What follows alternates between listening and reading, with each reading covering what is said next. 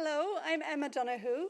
I'm from Dublin, but I've lived here for 21 years, and by here I mean right here. Well, no, not on the stage, but Wortley Village, near enough.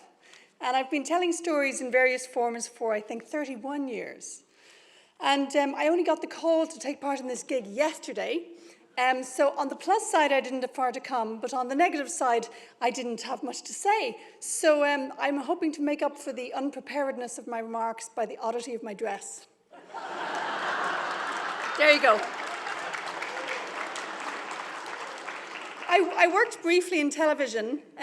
I only mentioned this the other day in the hearing of my daughter, and she was suddenly, for the first time ever, impressed. She said, "You worked in television?"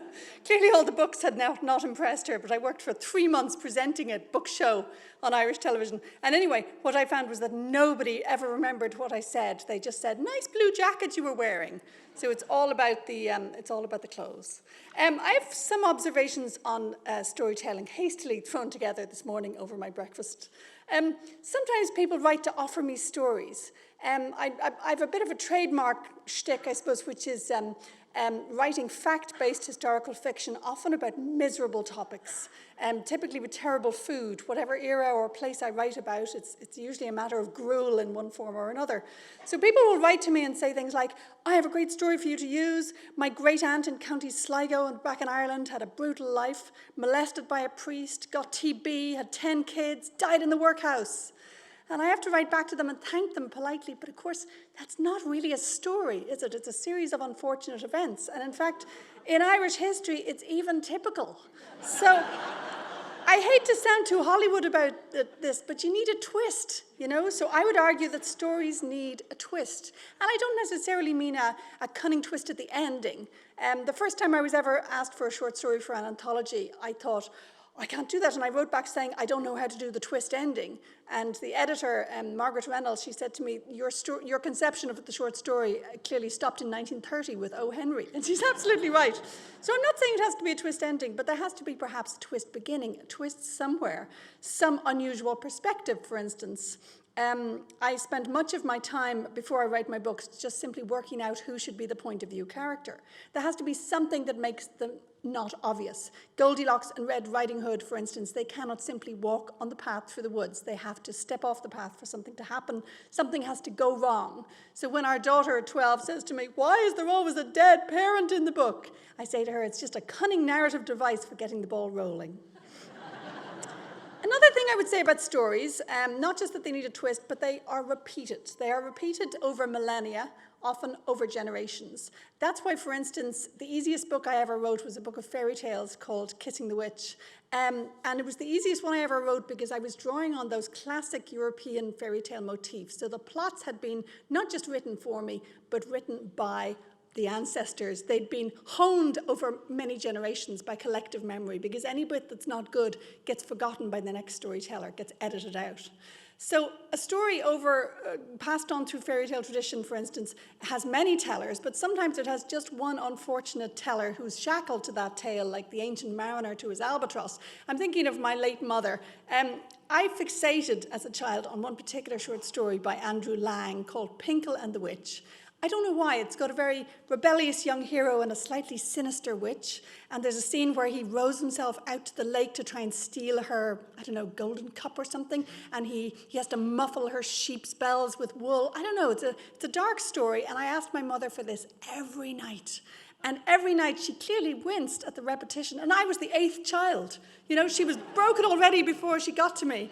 But she never refused me Pinkel and the Witch. So I consider this the most important thing I've learned as a mother, is to always say yes. So, for instance, I pride myself on having read my 12-year-old every single one of the How to Train Your Dragon books. And luckily they're very good. I'm not complaining. But I didn't want her ever to be able to say, "You said no at book number 13. So stories have repetition built into their DNA. I would also say stories have a form. They sometimes literally have a form. I bet each of you can remember one of your childhood favorite books, not just the story in your head, but the actual book and the actual pictures, the actual illustrations. So our son, who's now nearly 16, he had a favourite book, and it wasn't one of the great literary classic books that we bought him.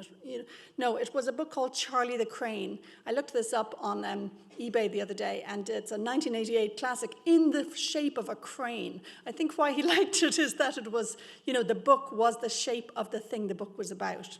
And I tried to throw that book away at some point. I'm a weaker vessel than my mother, because even though the book was a lot shorter than Pinkel and the Witch, which I had put my mother through so many times, Charlie the Crane, it only had 8 lines, and it just drove me mad. So at a certain point, I thought, he's got hundreds of board books, he'll never know the difference. So I opened the kitchen bin, and I pushed the Charlie the Crane book in, hid it away, and walked away. And then, of course, I felt terrible. I thought, it's his favourite book. There I am, throwing it away. What kind of mother am I? So I got it out and cleaned it and read it to him again that night.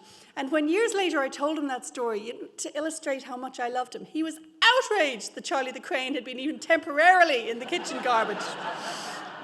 So then when I came to write Room and I wanted to capture that mingled magic and hellishness of motherhood, I decided to use Charlie the Crane, but I didn't want to insult the writer of Charlie the Crane. So I fictionalized it as, here's Dylan, the friendly digger. And Dylan even ended up in the movie, and an artist in Toronto had the job of actually mocking up this book of Dylan the digger.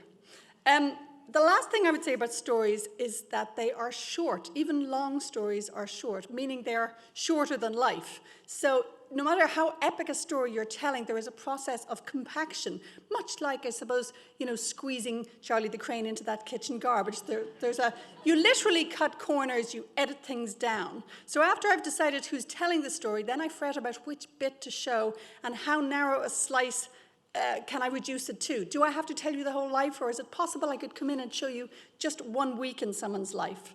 You telescope events, for instance. I often write very fact-based fiction, but I try and arrange the events in a shorter time frame than they really happened, which I suppose explains so many of those 20-second meeting scenes you see in some great business shows like Succession, where people walk into the room and say, just get it fucking done, and walk out again. It's narrative economy. And my time is up. Good night. Thank you.